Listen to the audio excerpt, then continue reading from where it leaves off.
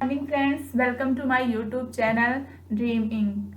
Friends, आज हम UP TET practice set कराने वाले हैं हिंदी एवं भाषा शिक्षण। ठीक है, टोटल 1700 वस्तुनिष्ठ प्रश्न है। ठीक है, हमारा डेली प्रैक्टिस रहेगा और 30 क्वेश्चन रहेंगे इसमें।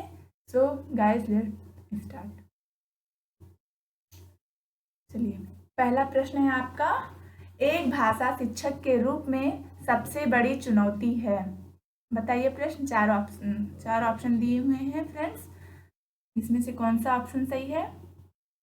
बच्चों को भाषा सीखने के महत्व से परिचित कराना, बच्चों की भाषा को संचार साधनों के प्रभाव से मुक्त रखना, भाषा साधनों का अभाव, और डी है बहुभाषिक कक्षा के शिक्षण के लिए उचित रणनीतियां तैयार करना। इसमें से कौन सा ऑप्शन सही जाएगा? बताइए, चार ऑप्शन दिए हुए हैं।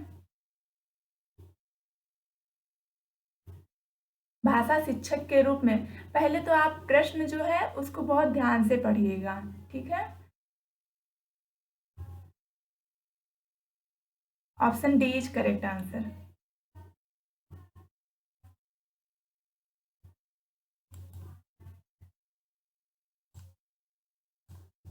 बहुभाषिक कक्षा के शिक्षण के लिए उचित रणनीतियां तैयार करना, ये सही होगा। ठीक है, क्यों ये सब रॉन्ग है ये समझिए। बच्चों को भाषा सीखने के महत्व से परिचित कराना, बच्चा आपका 1st to 5th क्लास का है, उसको ये महत्व से परिचित नहीं कराएगा शिक्षक, और वो भी शिक्षक की भूमिका यहाँ पर है। ठीक है, शिक्षक की सबसे बड़ी चुनौती क्या है ये हमें देखना है।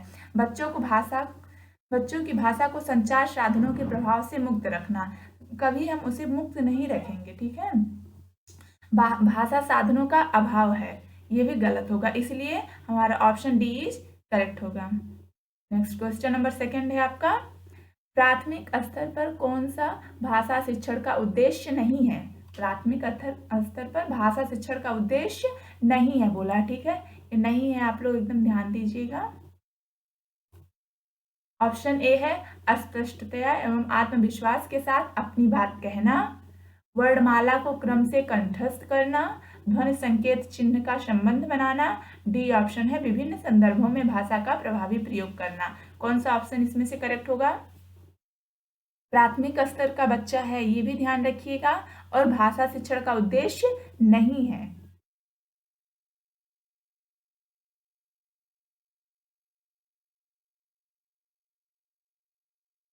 अस्पष्टता एवं आत्मविश्वास के साथ अपनी बात कहना है, ये तो सही रहेगा। ठीक है, और वर्णमाला को कंठस्थ कराना, कंठस्थ कराना ये एक आपका निगेटिव है। ठीक है, तो इसलिए ये नहीं पूछा है, तो यही एक गलत दिख रहा है। बाकी ध्वनि संकेत चिन्ह का संबंध बनाना ये भी सही है, और विभिन्न संदर्भों में भाषा का प्रभावी प्रयोग ये भी सही है।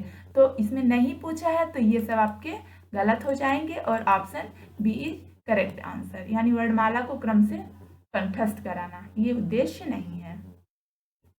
क्वेश्चन नंबर 3 है, भाषा शिक्षण के संदर्भ में कौन सा कथन सही है?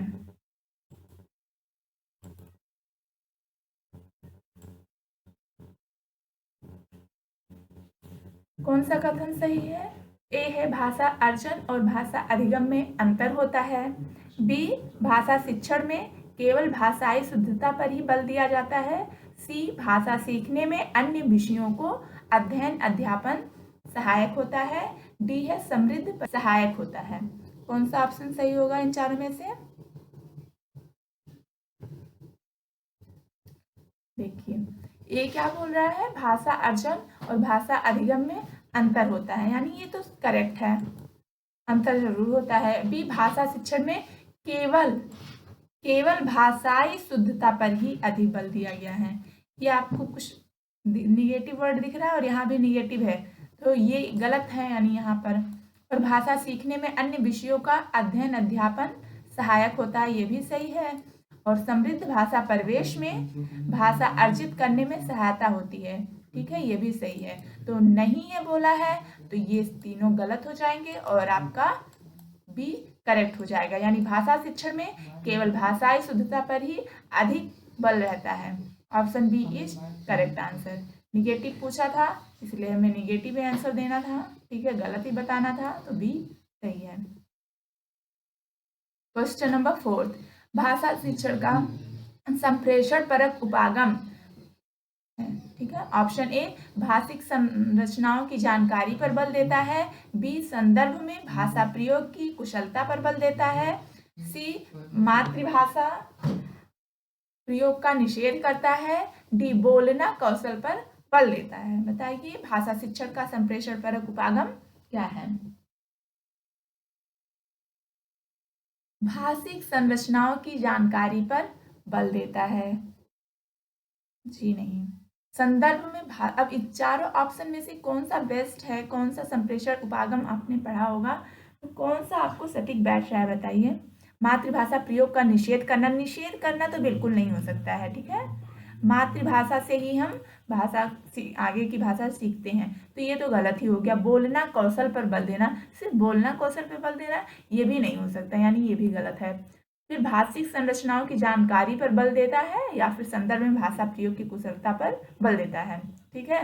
तो यहाँ बेस्ट आपको कौन सा लग रहा है? बी, यानी संदर्भ में भाषा प्रयोग की कुशलता पर बल देता है, ठीक है। B is correct answer.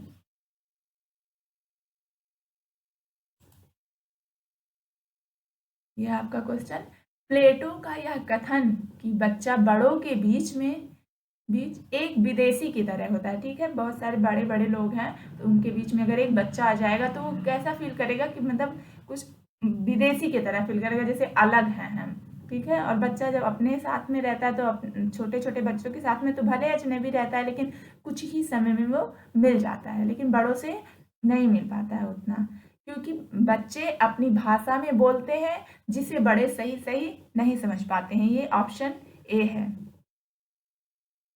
और बी है ऑप्शन, बच्चा बड़ों से उम्र में छोटा होने के कारण अजनबी बना रहता है, ऑप्शन बी। या सी, बच्चों की भाषा अपरिपक्व होती है, डी, बच्चों की भाषा के प्रति बड़ों का दृष्टिकोण संकीर्णता से परिपूर्ण होता है। कौन सा चार ऑप्शन दिए हुए, कौन सा सही होगा? प्लेटो का कौन सा कथन है? Option A is correct answer. बच्चे अपनी भाषा में बोलते हैं जिसे बड़े सही सही नहीं समझ पाते, ये प्लेटो का कथन है, ठीक है। कथन आप लोग ध्यान दीजिएगा, ये सब नहीं है।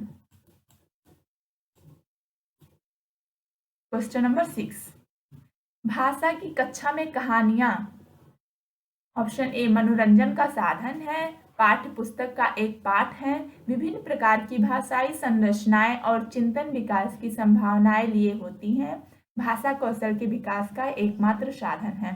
चार ऑप्शन दिए हुए, चारों में से कौन सा करेक्ट है बताइए? भाषा मनोरंजन का साधन है, जी नहीं। कहानियां मनोरंजन का होती हैं, मनोरंजन का साधन होती हैं, सही है, लेकिन अगर उपयुक्त सभी दिया होता तो एक बार हम फिर 3 ऑप्शन देखते हैं, लेकिन यहाँ पे उपयुक्त सभी नहीं दिया, तो सबसे बेस्ट कौन सा है ये हमें देखना है। पाठ्य पुस्तक का एक पाठ है, ये भी होता है, कहानियां पाठ्य पुस्तक की पाठ होती हैं, बट हम आगे और देखेंगे।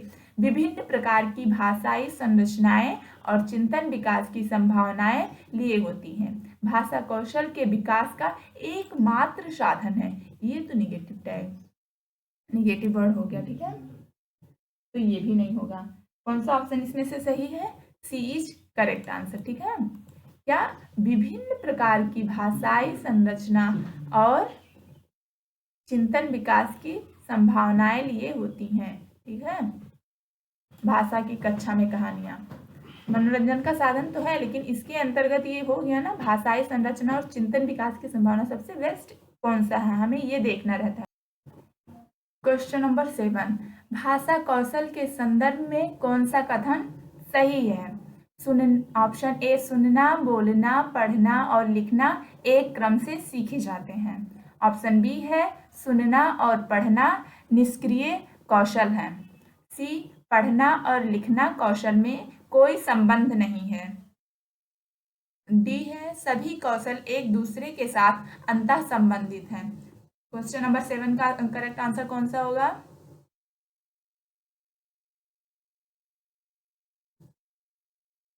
क्रम से सीखे जाते हैं, ये तो थोड़ा ठीक लग रहा है, ठीक है। सुनना और पढ़ना निष्क्रिय कौशल है, ये तो एकदम ही गलत है। सी, पढ़ना और लिखना कौशल में कोई संबंध नहीं है, ये तो एकदम ये भी गलत है। भाषा कौशल एक दूसरे के साथ अंतर संबंधित है। इन दोनों में बताइए अब आप लोग कौन सा सही होगा। डी करेक्ट होगा। क्यों? क्योंकि सभी कौशल एक दूसरे के साथ अंतर संबंधित है। ठीक है, क्वेश्चन नंबर 7 का कौन सा सही होगा? डी। क्वेश्चन नंबर 8, भाषा शिक्षण की प्रत्यक्ष विधि में मातृभाषा का निरर्थक हस्तक्षेप होता है। ऑप्शन बी, भाषा अर्जन की स्वाभाविक स्थिति का निर्माण होता है। सी, अतिरिक्त शिक्षण सामग्री की कोई आवश्यकता नहीं। डी, भाषा की विविध संरचनाओं के लेखन हेतु अभ्यास पर बल दिया जाता है। भाषा शिक्षण की प्रत्यक्ष विधि क्या कहती है, बताइए।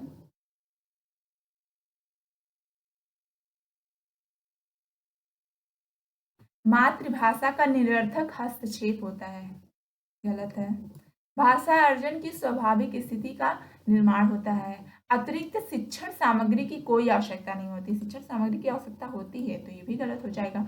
भाषा की विविध संरचनाओं के लेखन हेतु अभ्यास पर बल देती है, जी नहीं, अभ्यास पर बल नहीं देती है। प्रत्यक्ष विधि क्या कहती है? भाषा अर्जन की स्वाभाविक स्थिति का निर्माण होता है प्रत्यक्ष विधि से, यानी option B is correct answer. Question number 9, आइए आप लोग। निम्नलिखित में से कौन सा द्वितीय भाषा शिक्षण का उद्देश्य नहीं है? द्वितीय भाषा शिक्षण का उद्देश्य नहीं है, ठीक है। ऑप्शन ए, विभिन्न क्षेत्रों स्थितियों में हिंदी की विभिन्न प्रयुक्तियों को समझने की योग्यता का विकास। बी है, हिंदी के व्याकरणिक नियमों को कंठस्थ करना। सी, दैनिक जीवन में हिंदी में समझने तथा बोलने की क्षमता का विकास। डी, बोलने की क्षमता के अनुरूप लिखने की क्षमता का विकास। ठीक है, निम्नलिखित में से कौन सा द्वितीय भाषा शिक्षण का उद्देश्य नहीं है, बताइए आप सभी। ये नहीं है, ध्यान रखिएगा। विभिन्न क्षेत्रों स्थितियों में हिंदी की विभिन्न प्रयुक्तियों को समझने की योग्यता का विकास, ये तो सही लग रहा है, ठीक है, लेकिन यहाँ नहीं पूछा है तो ये नहीं होगा। हिंदी के व्याकरणिक नियमों को कंठस्थ करना, और ये क्या बोला है? निम्नलिखित में से कौन सा द्वितीय भाषा शिक्षण का उद्देश्य नहीं है? कंठस्थ करना कोई उद्देश्य नहीं होता है, ठीक है, तो ये उद्देश्य नहीं है। हिंदी के व्याकरणिक नियमों को कंठस्थ करना, व्याकरण के नियम कंठस्थ नहीं किए जाते हैं। दैनिक जीवन में हिंदी में समझने तथा बोलने की क्षमता का विकास, ये तो सही ही होगा। बोलने की क्षमता के अनुरूप लिखने की क्षमता का विकास, ये भी सही है। तो ये तीनों ऑप्शन सही है, और रॉन्ग कौन सा है? बी, यानी हिंदी के व्याकरणिक नियमों को कंठस्थ करना। तो फिर कौन सा आपका यहाँ ऑप्शन सही हो जाएगा? B is correct answer.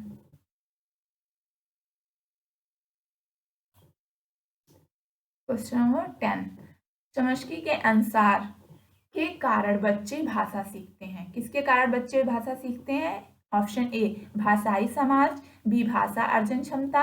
सी, भाषा आकलन क्षमता। डी, व्याकरणिक नियमों की जानकारी से। किसके कारण बच्चे भाषा सीखते हैं? भाषाई समाज से बच्चे भाषा सीखते हैं, या फिर भाषा अर्जन क्षमता के कारण बच्चे भाषा सीखते हैं, भाषा आकलन क्षमता, या व्याकरणिक नियमों की जानकारी से। बच्चा 1st to 5th क्लास का है, वो व्याकरणिक नियमों की जानकारी से भाषा नहीं सीखेगा, भाषा आकलन क्षमता से भी नहीं सीखेगा, यानी भाषा अर्जन करेगा, ठीक है, तो उससे भाषा सीखेगा। भाषा अर्जन के कारण बच्चे भाषा सीखते हैं। तो 10 का ऑप्शन कौन सा? बी सही होगा, भाषाई समाज से नहीं, भाषा अर्जन क्षमता से वो भाषा सीखेगा बच्चा।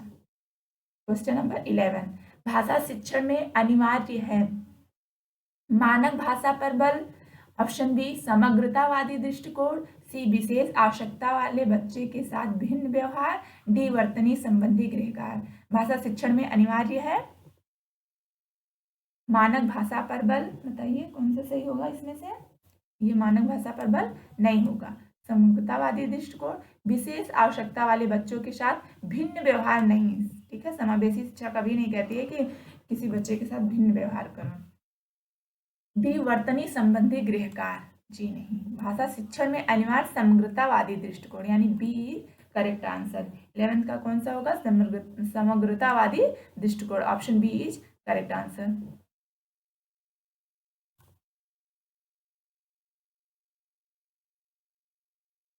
ये रहा क्वेश्चन नंबर 12। नंबर 12 भाषा। ऑप्शन ए विद्यालय में ही सीखी जाती है, बी एक नियमबद्ध व्यवस्था है, सी सदैव व्याकरण के नियमों का ही अनुगमन करती है, डी नियमों की जानकारी से ही निखरती है। भाषा क्या है? चार ऑप्शन दिए हैं, चारों में से कौन सा करेक्ट है बताइए। विद्यालय में ही सीखी जाती है भाषा? जी नहीं। सदैव व्याकरण के नियमों का ही अनुगमन करती है। भाषा अगर कोई बच्चा सीख रहा है तो सदैव व्याकरण का अनुगमन नहीं करेगा, ठीक है। नियमों की जानकारी से ही निखरती है? नहीं। एक नियमबद्ध व्यवस्था है, भाषा एक नियमबद्ध व्यवस्था है। Option B is correct answer. Question number 13 द्वितीय भाषा के रूप में हिंदी सीखने का मुख्य उद्देश्य है। अगर कोई बच्चा द्वितीय भाषा के रूप में हिंदी सीख रहा है, उसकी फर्स्ट लैंग्वेज कुछ और है लेकिन सेकंड लैंग्वेज वो हिंदी सीखने चाह रहा है, ठीक है, तो उसका उद्देश्य क्या है? हिंदी भाषा के रूप में हिंदी सीखने का मुख्य उद्देश्य है मानक हिंदी लिखने में निपुणता प्राप्त करना, बी हिंदी और अपनी मातृभाषा के अंतर को कंठस्थ करना जी नहीं, सी हिंदी के व्याकरण पर अधिकार प्राप्त करना, डी दैनिक जीवन में हिंदी में समझने तथा बोलने की क्षमता का विकास करना। क्वेश्चन नंबर 13 का करेक्ट आंसर कौन सा होगा? मानक हिंदी लिखने में निपुणता हो जाएगा तो बोलने में भी तो उसको सीखना है, तो यानी ए गलत होगा। कंठस्थ करना, मातृभाषा के अंतर को कंठस्थ करना, जी नहीं, ये भी गलत होगा। यानी हिंदी के व्याकरण पर अधिकार प्राप्त करना, बच्चा भी छोटा है और वो हिंदी के व्याकरण पर अधिकार प्राप्त करने से नहीं होगा ये। और डी क्या है? दैनिक जीवन में हिंदी में समझने तथा बोलने की क्षमता का विकास करना, यानी क्वेश्चन नंबर ये 4th यानी डी ऑप्शन करेक्ट होगा। दैनिक जीवन में हिंदी में समझने तथा बोलने की क्षमता का विकास करना। नेक्स्ट क्वेश्चन है आपका क्वेश्चन नंबर 14 सुहेल एक साल पहले असम से पंजाब गया, यानी यहाँ असम होगा। सुहेल एक साल पहले असम से पंजाब आया है। वह हिंदी भाषा का प्रयोग करते समय त्रुटियां करता है। एक शिक्षक के रूप में आप किसी कथन को सही मानेंगे? किस कथन को सही मानेंगे बताइए। अगर आप एक शिक्षक हैं और कोई बच्चा असम से पंजाब आया है, ठीक है, और वो हिंदी भाषा का प्रयोग करते समय त्रुटियां करता है, तो आप एक शिक्षक के रूप में क्या करेंगे? उसे रोज 1 घंटा हिंदी भाषा के शब्द बोलने का अभ्यास कराना चाहिए, या फिर ऑप्शन नंबर बी सुहेल को भाषा प्रयोग के अधिकाधिक अवसर व प्रोत्साहन देना चाहिए, सी सुहेल को बार बार उसकी त्रुटियों के बारे में बताना चाहिए, ऑप्शन डी सुहेल की मातृभाषा का प्रभाव लक्ष्य भाषा पर नहीं पड़ने देना चाहिए। कौन सा ऑप्शन इसमें से करेक्ट होगा? 4 ऑप्शन दिए हैं। उसे रोज 1 घंटा हिंदी भाषा के शब्द बोलने का अभ्यास कराना चाहिए। ये तो नहीं होगा, ये रटना हो जाएगा ना। और बी क्या है? सुहेल को भाषा प्रयोग के अधिकाधिक अवसर व प्रोत्साहन देना चाहिए। अधिकाधिक अवसर, यहाँ देखिए क्या है? अवसर। बच्चा जब अवसर पाएगा और उससे हम प्रोत्साहित करेंगे तो बच्चा हिंदी जल्दी सीख लेगा, यानी बी करेक्ट होगा। सुहेल को बार बार उसकी त्रुटियों के बारे में बताना चाहिए। किसी की गलतियां गिनाने से वो सुधरती नहीं है, ठीक है। यानी सुहेल की मातृभाषा का प्रभाव लक्ष्य भाषा पर नहीं पड़ना, मातृभाषा से ही सेकेंड लैंग्वेज वो सीख रहा था, यानी उसकी मातृभाषा ये तो गलत होगा, यानी option B is correct answer. Question number 15 भाषा अर्जन ए है। शिक्षक की आवश्यक उपस्थिति की मांग करता है, बी भाषा की कक्षा में ही संभव है, सी सहज स्वाभाविक होता है, डी प्रयासपूर्ण। ये ABCD 4 ऑप्शन दिए हुए हैं, चारों में से कौन सा करेक्ट है? शिक्षक की आवश्यक उपस्थिति की मांग करता है, भाषा अर्जन, जी नहीं। भाषा की कक्षा में ही संभव है, क्या भाषा अर्जन भाषा की कक्षा में ही संभव है? जी नहीं। और भी कई ऐसे वो होते हैं जहाँ से हम सीखते हैं, अपने घर परिवार से बच्चा सीखता है, समाज से सीखता है, तो ये सिर्फ कक्षा में ही संभव है, ये गलत बात है। सहज स्वाभाविक होता है, एकदम सही है, यानी भाषा अर्जन सहज स्वाभाविक होता है। क्वेश्चन नंबर 16 उच्च प्राथमिक स्तर पर भाषा शिक्षण की प्रक्रिया में सबसे अधिक महत्वपूर्ण है। उच्च प्राथमिक बोला है यहाँ पे, ध्यान दीजिएगा, क्वेश्चन ध्यान से पढ़िएगा आप लोग। उच्च प्राथमिक स्तर पर भाषा शिक्षण की प्रक्रिया में सबसे अधिक महत्वपूर्ण है। ऑप्शन ए, पाठ्य पुस्तक में दिए गए साहित्यिक अंशों की विस्तृत व्याख्या। बी, पठन कौशल पर अधिक बल देना। सी, पाठों के शब्दों का अर्थ जानने के लिए शब्दकोश का प्रयोग करना। डी, समाचार पत्र पत्रिकाओं या अन्य भाषिक सामग्री में कही गई बात के निहितार्थ सोच सरोकार की पहचान करना। चार ऑप्शन दिए हैं, चारों में से कौन सा करेक्ट होगा? उच्च प्राथमिक स्तर पर भाषा शिक्षण की प्रक्रिया में सबसे अधिक महत्वपूर्ण है। पाठ्य पुस्तक में दिए गए साहित्यिक अंशों की विस्तृत व्याख्या जी नहीं। पठन कौशल पर अधिक बल देना, सिर्फ पठन कौशल पर अधिक बल देना ये नहीं हो सकता। भाषा शिक्षण की सबसे अधिक महत्वपूर्ण कौन सा है? पाठों के शब्दों का अर्थ जानने के लिए शब्दकोश का प्रयोग करना। समाचार पत्र पत्रिकाओं या अन्य भाषिक सामग्री में कही गई बात के निहितार्थ सोच सरोकार की पहचान करना। Option D is correct answer. Next question number 17। उच्च प्राथमिक यहाँ बोला है, ध्यान दीजिएगा। उच्च प्राथमिक स्तर पर, उच्च प्राथमिक होता है 6 to 8 स्तर पर भाषा शिक्षण का सर्वोपरि उद्देश्य है विभिन्न साहित्यिक विधाओं का गहनतम ज्ञान प्राप्त करना। ऑप्शन बी, सरसरी तौर पर तीव्र गति से पढ़ना। सी, भाषा के सौंदर्य शास्त्र से परिचय। डी, निजी अनुभवों के आधार पर भाषा का सृजनशील इस्तेमाल। चार ऑप्शन दिए हुए, चारों में से कौन सा करेक्ट होगा? विभिन्न साहित्य, ये तो उच्च प्राथमिक के भी ऊपर जाएगा, ठीक है। साहित्य विधाओं का ज्ञान 6 to 8 में नहीं है बट इतना डीप नहीं जाएगा। और आगे हम देखेंगे क्या दिया है ऑप्शन में। सरसरी तौर पर तीव्र गति से पढ़ना जी नहीं, ये भी गलत हो जाएगा। भाषा के सौंदर्य शास्त्र से परिचय, निजी अनुभवों के आधार पर भाषा का सृजनशील इस्तेमाल, यानी ऑप्शन डी करेक्ट होगा। निजी जो हमारे पास अनुभव हुए हैं उसी के आधार पर, ठीक है, भाषा का सृजनशील इस्तेमाल करेंगे। ये भाषा शिक्षण का सर्वोपरि उद्देश्य है। D is correct answer. Question number 18। सुनी पढ़ी और समझी हुई भाषा को सहज और स्वाभाविक लेखन द्वारा अभिव्यक्त करने की क्षमता का विकास करने में निम्नलिखित में से कौन सहायक है? ऑप्शन ए, सुनी देखी पढ़ी घटना को अपने शब्दों में लिखित रूप में व्यक्त करना। ऑप्शन बी, मेरा प्रिय विद्यालय विषय पर निबंध लिखना। सी, औपचारिक पत्र लिखना। डी, किसी पढ़ी हुई कहानी को संक्षेप में लिखना। बताइए कौन सा करेक्ट होगा क्वेश्चन नंबर 18 का? किसी पढ़ी हुई कहानी को संक्षेप यहाँ लिखोटा, अगर ये विस्तृत लिखा होता तो इस पे कुछ विचार, ठीक है, ये नहीं होगा, यानी ये तो गलत हो गया।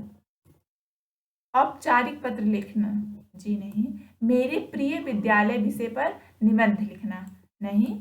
सुनी देखी पढ़ी घटना को अपने शब्द में, जो आपने सुना है देखा है और पढ़ा है उस घटना को अगर आप अपने शब्दों में लिखते हैं तो क्या होता है, लिखित रूप में अभिव्यक्त करते हैं, तो इससे आपका स्वाभाविक लेखन द्वारा अभिव्यक्त करने की क्षमता का विकास होता है, यानी option A is correct answer. ये सुनी देखी पढ़ी घटना को अपने शब्दों में लिखित रूप में अभिव्यक्त करना। Question number 19। भाषा के संदर्भ में स्कूली जीवन का यह उच्च प्राथमिक चरण और बोध के विकास की दृष्टि से अत्यंत महत्वपूर्ण है। ए, साहित्य सराहना सामाजिक। ऑप्शन बी, सौंदर्य बोध साहित्य बोध सामाजिक राजनैतिक। ऑप्शन सी, भाषा साहित्य ऐतिहासिक। डी, साहित्य बोध सराहना बोध ऐतिहासिक। भाषा के संदर्भ में स्कूली जीवन का यह उच्च प्राथमिक चरण और बोध के विकास की दृष्टि से अत्यंत महत्वपूर्ण है। चारों ऑप्शन में से कौन सा करेक्ट आंसर होगा? Option B is correct answer. सौंदर्य बोध साहित्य बोध एवं सामाजिक राजनैतिक, इसमें सब आ जाएगा, ठीक है। संदर्भ में स्कूली जीवन का यह उच्च प्राथमिक चरण और बोध के विकास की दृष्टि से अत्यंत महत्वपूर्ण है। सौंदर्य बोध साहित्य बोध सामाजिक राजनैतिक। Question number 20।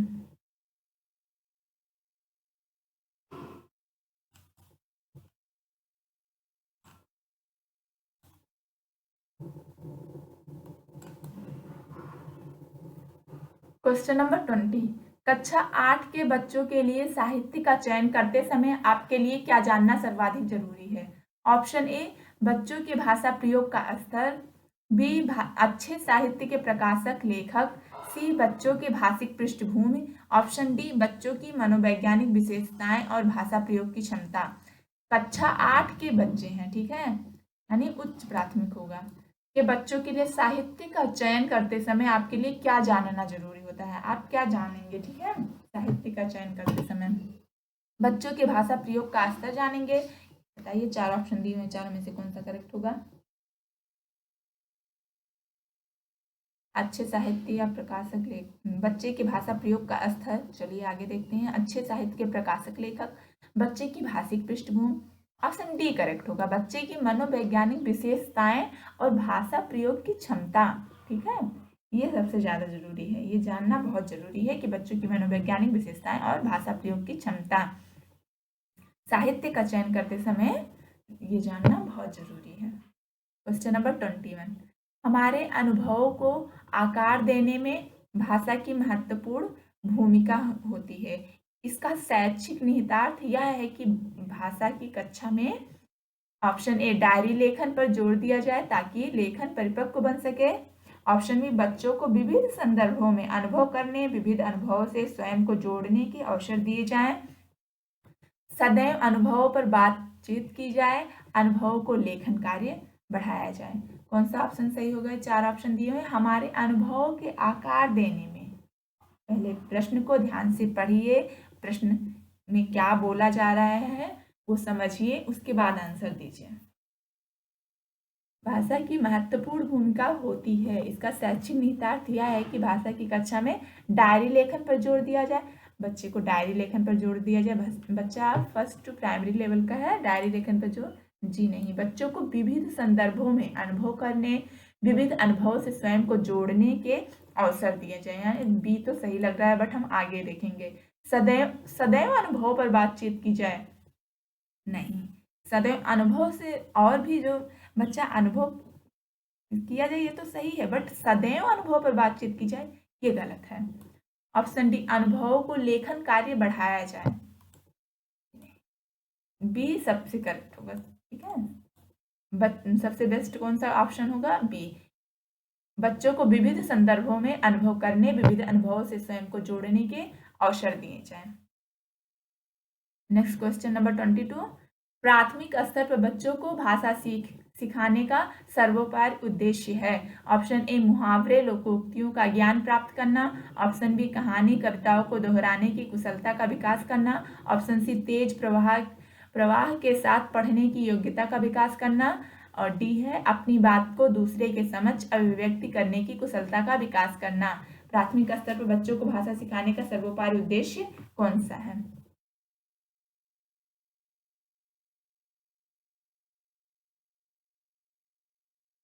मुहावरे लोकोक्तियों का ज्ञान प्राप्त करना,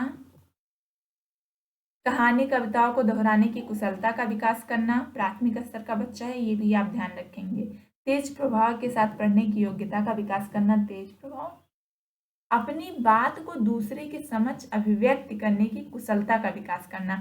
अगर बच्चा छोटा भी है लेकिन वो अपनी बात अपने मतलब बड़ों को या फिर किसी के भी सामने अपनी बात को वह कह सके, ठीक है, ये कुशलता का विकास करना, ये प्राथमिक स्तर है कि बच्चा अपनी बात को दूसरे के समक्ष अभिव्यक्त कर सके।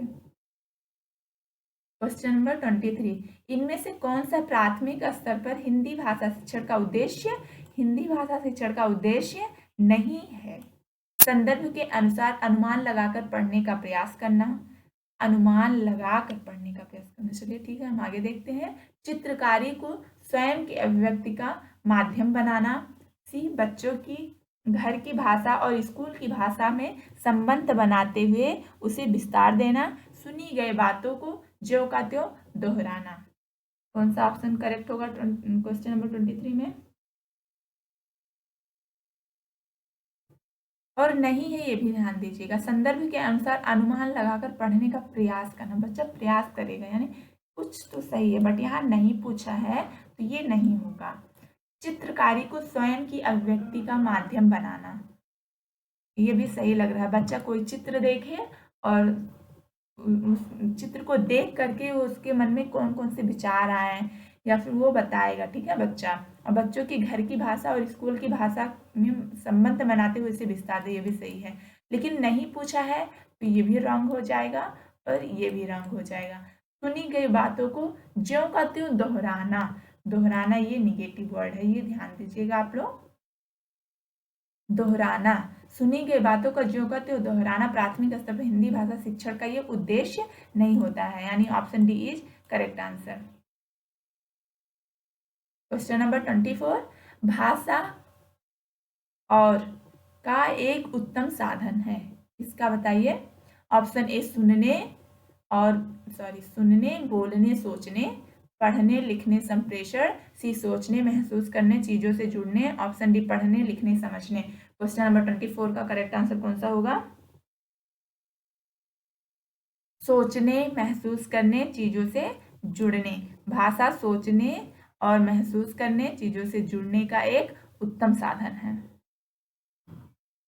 क्वेश्चन नंबर 25, भाषा सीखने का व्यवहारवादी दृष्टिकोण पर बल देता है।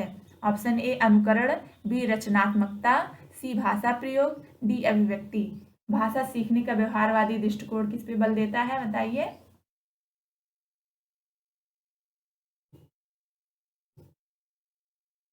व्यवहारवादी दृष्टिकोण,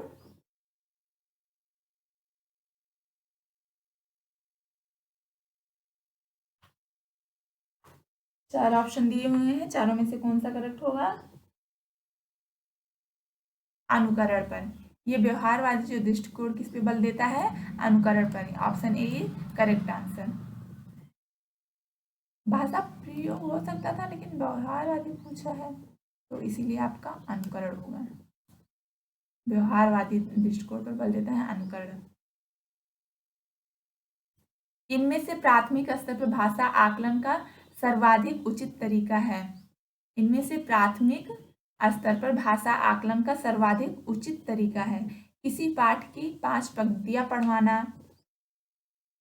ऑप्शन बी बच्चों को चित्र वर्णन और प्रश्न पूछने के अवसर देना। ऑप्शन सी बच्चों से पत्र लिखवाना। डी बच्चों से प्रश्नों के उत्तर लिखवाना। प्राथमिक स्तर पर भाषा आकलन का सर्वाधिक उचित तरीका कौन सा है?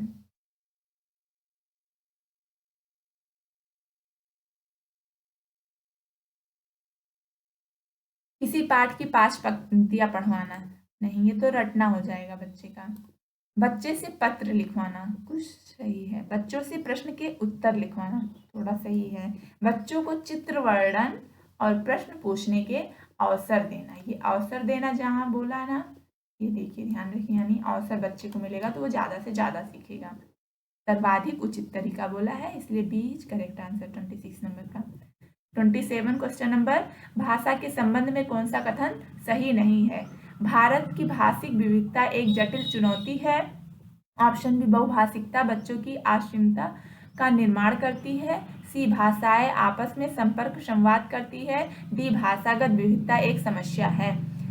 क्वेश्चन नंबर 27 का करेक्ट आंसर कौन सा होगा?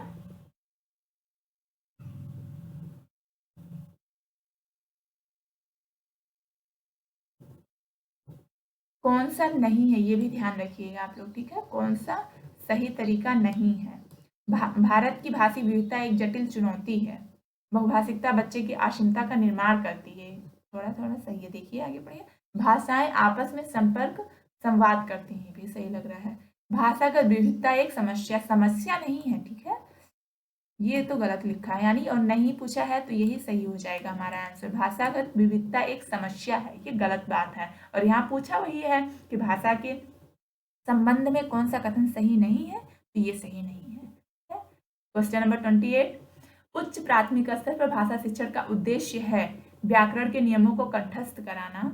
बी भाषा की विभिन्न संरचनाओं को यांत्रिक अभ्यास कराना। सी सभी साहित्यिक विधाओं में लेखन की कुशलता विकास करना। डी भाषा की बारीक और सौंदर्य बोध को समझने की क्षमता का विकास करना। उच्च प्राथमिक स्तर पर भाषा शिक्षण का उद्देश्य है, बताइए कौन सा करेक्ट आंसर होगा?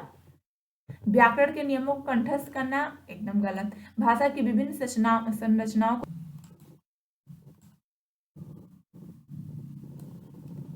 चलिए क्वेश्चन नंबर 28। उच्च प्राथमिक स्तर पर भाषा शिक्षण का उद्देश्य है व्याकरण के नियमों को कंठस्थ कराना, ऑप्शन बी भाषा की विभिन्न संरचनाओं को यांत्रिक अभ्यास कराना, ऑप्शन सी सभी साहित्यिक विधाओं में लेखन की कुशलता विकसित करना, डी भाषा की बारीकी और सौंदर्य बोध को समझने की क्षमता का विकास करना। 4 ऑप्शन दिए हुए, चारों में से कौन सा करेक्ट होगा? ये देखिए क्या बोल रहा है, व्याकरण के नियमों को कंठस्थ कराना। कंठस्थ कराना हो सकता है भाषा शिक्षण का उद्देश्य? जी नहीं, बिल्कुल गलत। भाषा की विभिन्न संरचनाओं को यांत्रिक अभ्यास कराना। यांत्रिक अभ्यास, ये तो रटने में आ जाएगा, नहीं ये भी गलत है। सभी साहित्यिक विधाओं में लेखन की कुशलता विकसित करना, थोड़ा सही है बट आगे देखते हैं हम।